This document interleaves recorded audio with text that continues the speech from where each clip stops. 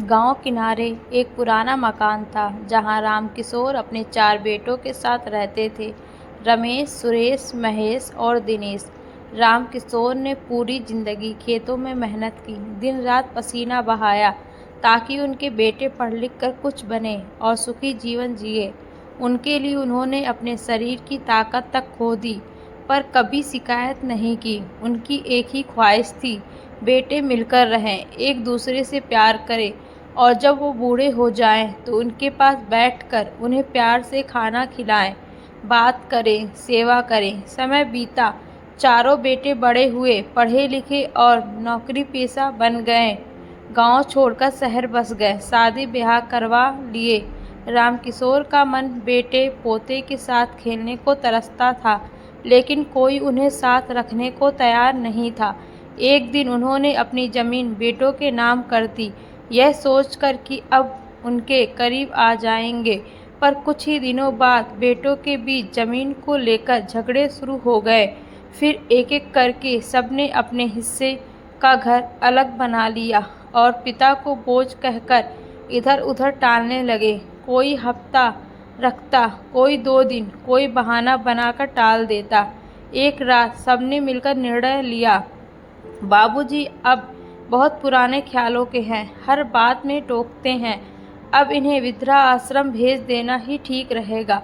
रामकिशोर सुन रहे थे, एक बूढ़े दिल पर जैसे किसी ने छुरी चला दी हो, पर उन्होंने कुछ नहीं कहा। चुपचाप एक थैला उठाया, अपनी पुरानी चप्पल पहनी और दरवाजे से निकल पड़े, बिना किसी से कुछ कहे। रामकिशोर शहर के एक पार्क में रहने लगे।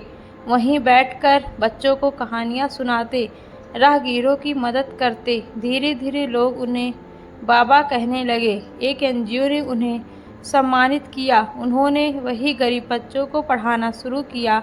मीडिया में उनकी चर्चा होने लगी। वो बाबा जो खुद बेसहारा होकर औरों का सहारा बन गए। एक दिन जब टीवी पर उनका इंटरव्यू आया, बेटों ने देखा, उन्हें शर्म आई, आंखों में पानी भर आया। जिस पिता ने हमें जमीन दी, जीवन दिया, हमने उसी को बेघर कर दिया। चारों भाई पार्क पहुँचे, रोते हुए पिता के चरणों में गिर पड़े। बाबा, घर चलिए, हमें माफ़ कर दीजिए। रामकिशोर की आंखों में आंसू थे, पर मुस्कान भी थी।